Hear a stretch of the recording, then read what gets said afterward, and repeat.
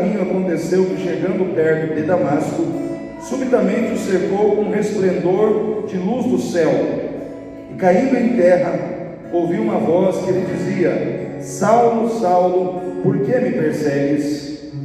E ele disse: Quem é, Senhor? E disse o Senhor: Eu sou Jesus, a quem tu persegues. Duro é para ti recalcitrar contra os aguilhões. E ele, tremendo e atônito, disse: Senhor, que queres que eu faça? E disse-lhe o Senhor: Levanta-te e entra na cidade, e lá te será dito o que convém fazer.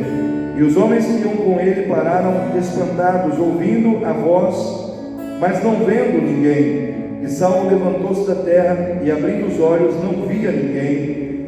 E guiando-o pela mão, o conduziram a Damasco. E esteve 3 dias sem ver, e não comeu e nem bebeu. E havia em Damasco um certo discípulo chamado Ananias.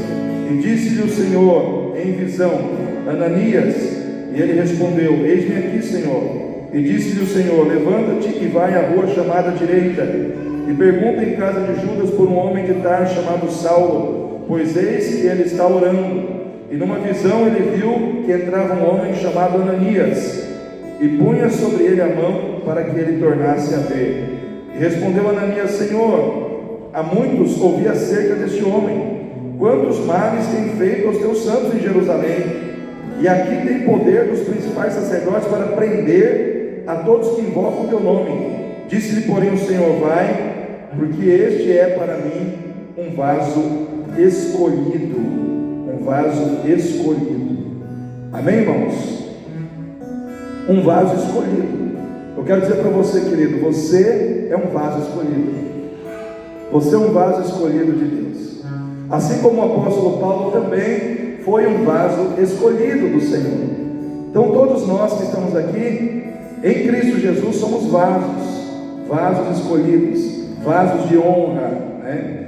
E aqui nós podemos, irmãos, perceber que apesar de toda a rejeição que às vezes nós passamos na vida, nós podemos ser um vaso escolhido. E por que eu falo de rejeição?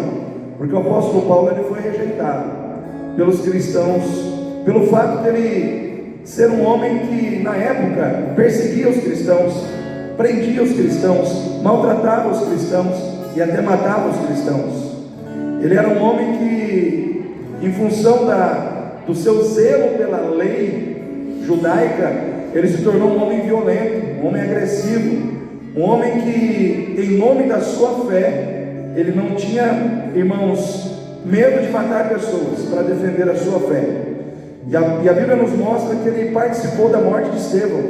Estevão morreu apedrejado, e as vestes de Estevão foram depositadas aos pés de Saulo, que estava ali participando daquele apedrejamento. Então, irmãos, não era para menos. Os cristãos tinham que ter medo dele, mas por trás de toda aquela situação negativa, por trás de toda aquela situação ruim, havia um vaso escolhido. Havia um homem que Deus já havia escolhido para servi-lo. Então eu digo assim, irmãos, muitas vezes nós olhamos para as pessoas, para os seus erros, para as suas falhas, e muitas vezes porque olhamos para os seus erros, para as suas falhas, nós julgamos que aquela pessoa muitas vezes não será uma pessoa que vai se converter, não será uma pessoa que Deus vai trabalhar na vida dela, não será uma pessoa de Deus, e muitas vezes nós julgamos errado. Nós julgamos errado. Porque, irmãos, Deus escolhe as coisas loucas deste mundo. Deus escolhe pessoas que nós não escolheríamos, mas Ele escolhe. Quantas pessoas que estavam presas, hoje estão soltas e servindo a Deus? Pessoas que roubaram, mataram, fizeram coisas terríveis, mas aceitaram a Jesus e hoje estão livres do pecado, servindo ao Senhor, vivendo a liberdade que há em Cristo Jesus. Então eu quero dizer para você, querido, Deus, Ele nos escolhe como vasos que Ele escolheu, para revelar ao mundo que há poder no Evangelho para transformar vidas. Quem acredita que o Evangelho de Jesus transforma vidas? Sabe qual é a maior evidência disso? É a sua vida transformada, é a minha vida transformada.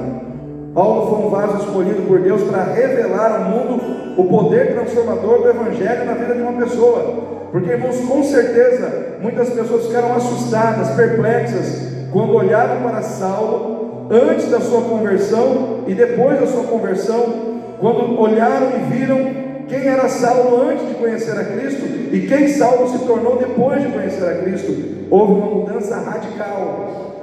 O homem que matava, o homem que perseguia, o homem que andava com o coração cheio de violência, agora era um homem amoroso, um homem que estava disposto a morrer por amor a Cristo, um homem que estava disposto a não mais matar as pessoas, mas morrer, se necessário fosse, para estar ajudando essas pessoas a servirem ao Senhor.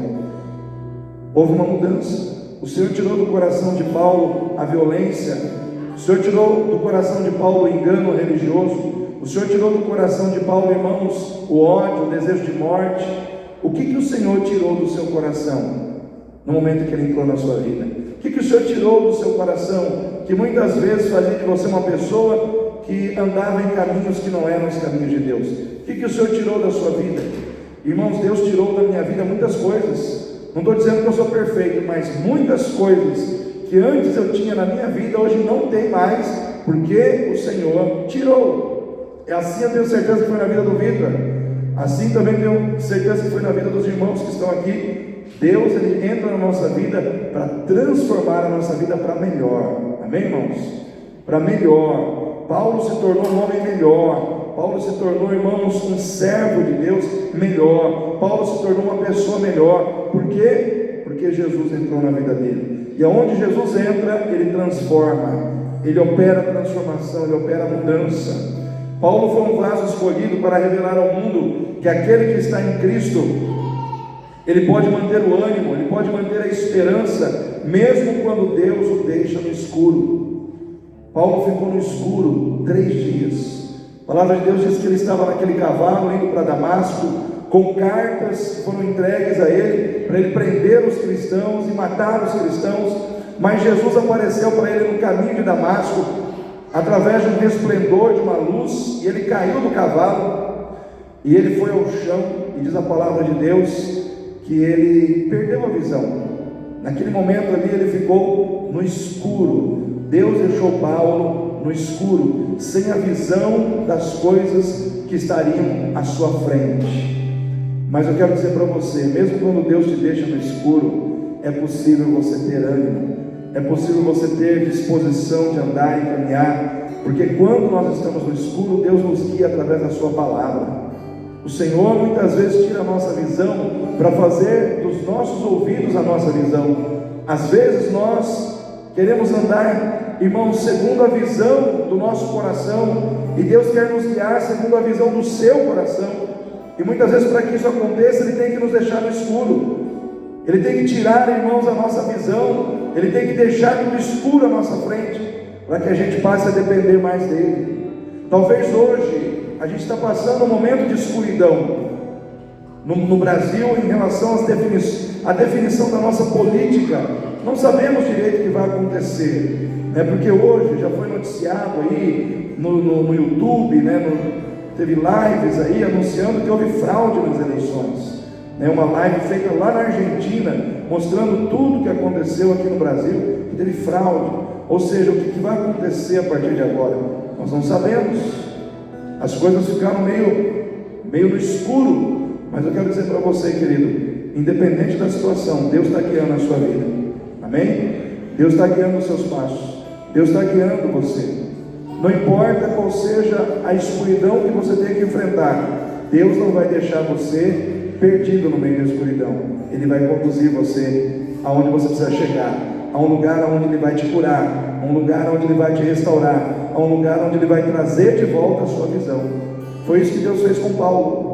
Paulo ficou no escuro, mas ele foi guiado por Deus a um lugar onde Deus o curou, onde Deus o restaurou, onde Deus o restabeleceu.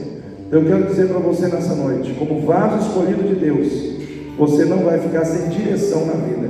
Deus vai dirigir você, e Deus vai dar o descanso, a cura, a restauração que você precisa nos momentos de dificuldade que muitas vezes você está enfrentando, que eu estou enfrentando, que nós estamos enfrentando. Então nesse momento eu quero que você fique em pé, para que nós possamos orar, para que nós possamos buscar a face do Senhor. em oração nesse momento, colocando diante do Senhor este lugar, as nossas vidas, pedindo que o Senhor venha derramar poder sobre as nossas cabeças,